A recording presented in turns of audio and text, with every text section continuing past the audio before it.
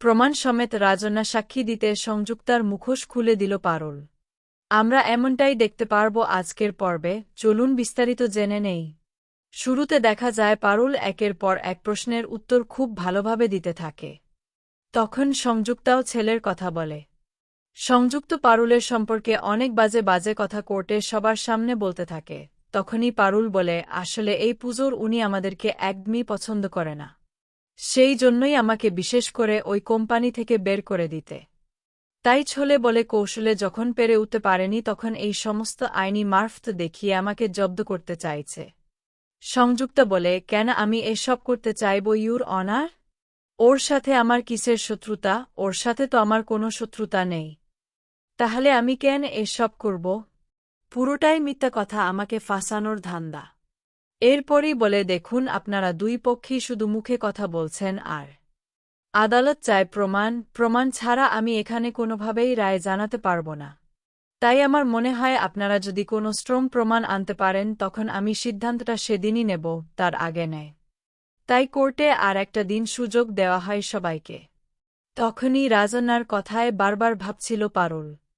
আর এরপরেই পাগল ভাবে যে ভাবেই হোক না কেন একটা ব্যবস্থা আমাকে করতে হবে, প্রমাণ লাগবে।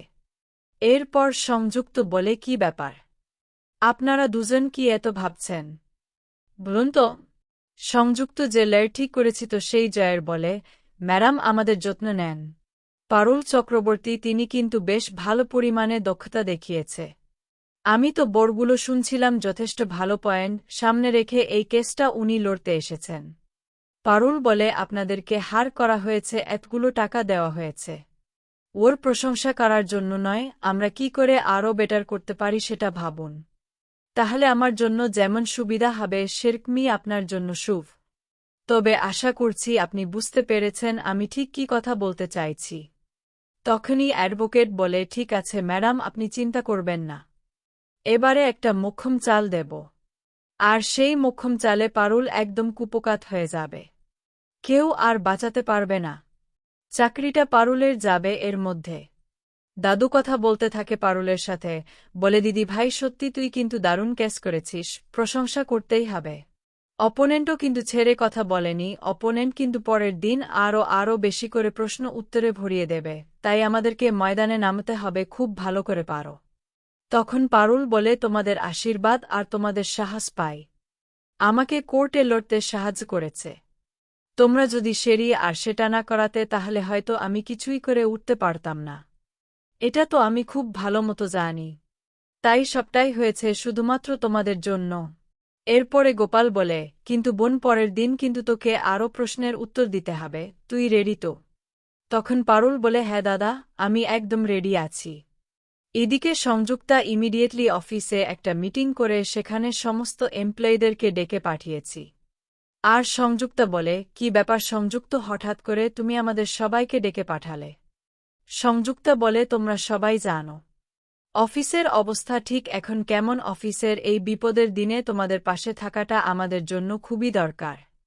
তোমরা যদি পাশে না থাকতো তাহলে আমরা এই কেসটা জিততে পারব না। তোমাদের কি করতে হবে আশা করছি বুঝতে পেরেছ।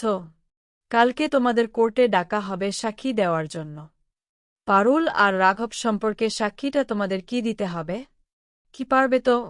তোমরা যদি অফিসকে দেখো তাহলে অফিসে তোমাদেরকে দেখবে। এবার পুরোটা তোমাদের সিদ্ধান্ত, তোমরা কি করবে না করবে না সেটা কিন্তু আমাদেরকে জানিয়ে দিও। ধ্রুব তখন বুঝে যায় কি করতে হবে। কোর্টের কাঠগড়ায় দাঁড়িয়ে সাক্ষী দিতে হবে, মিথ্যে সাক্ষী পারুল আর রাজার নামে। এরপরে জিজ্ঞেস করে, রাজনাথ কোথায়? তখন সবাই বলে রাজনাথ ছুটি নিয়েছে। আর সংযুক্ত বলে, ঠিক আছে, ওকে লাগবে না। তোমরা এতজন আছো তো তোমাদেরকে দিয়েই কাজ হয়ে যাবে। এর মধ্যেই মৌসুমী ঠিক করে যে একবার ফোন করবে শিরিনকে, বলতে বলতে ফোনও করে দেয়। আর বলে, সেদিন কেমন আছো? শিরিন তখন বলে, ভালো আছি আন্টি, কিভাবে হঠাৎ করে ফোন করেছ? কোনো দরকার আছে নাকি? মৌসুমী বলে, তুমি তো শুনলাম রায়ানদের কোম্পানিতে নতুন এই ফিচার হিসাবে যোগ দিয়েছ। তোমাকে একটা কথা বলি, অনুরোধ করছি, তুমি আমার ছেলের চাকরিটা খেও না। এই পারুলের যা হবে হোক দিয়ে তাতে আমার কিছু যায় আসে না, কিন্তু আমার ছেলের চাকরিটা যেন না যায়, এটা তোমার কাছে আমার অনুরোধ রইল। কিন্তু তখন বলে, কাকিমা এসব বলে কোনো লাভ হবে না। আমার উপরেও তোমার ছেলে অনেক অন্যায় করেছি। পারুলের সাথে হাত মিলিয়ে আমাকে জেলে পর্যন্ত পাঠিয়েছে। তাই এসব ব্যাপারে বলেন এখন আর চিড়ে ভিজবে না। কারণ আমি আর কোনোভাবেই রায়ানের পক্ষে থাকব না। রায়ানের যা খুশি হোক দিয়ে তাতে আমার কিছু যায় আসে না, কিন্তু আমার লক্ষ্যে আমি ঠিক পৌঁছবেই। এই বলেই ফোনটা কেটে দেয়।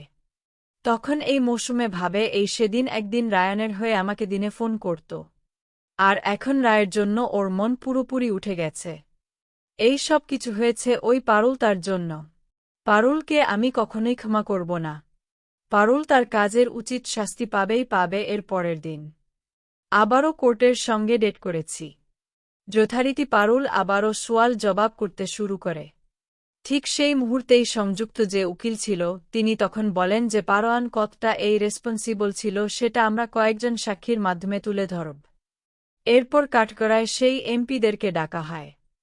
প্রথমে শালিনীকে ডাকা হয়। শালিনী যথারীতি মিথ্যে কথা বলে আর বলে পারুল আমার টিমের হয়ে কাজ করছিল, কিন্তু ঠিক সময়ে কাজ করত না, কোনোভাবে প্রজেক্টটি টাইমে জমা দিত না।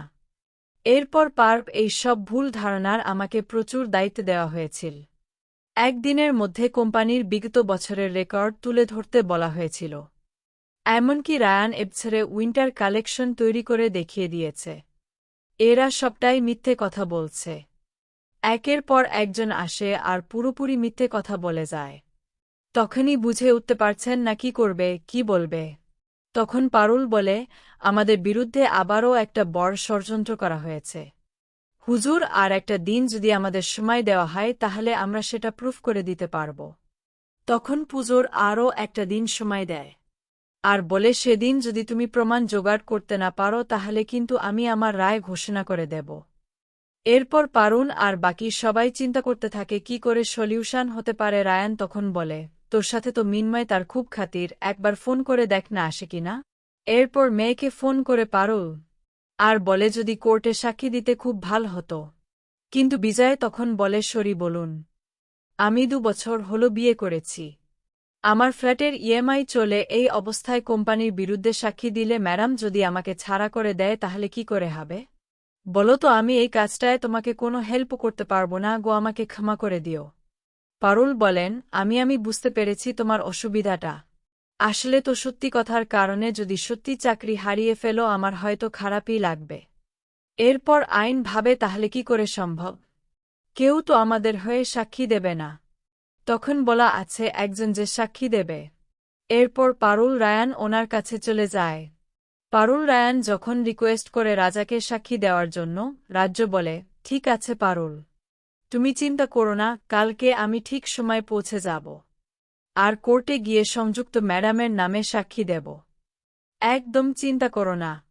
আর পারুল রাজন্যার কথায় অনেকটাই স্বস্তি পায়।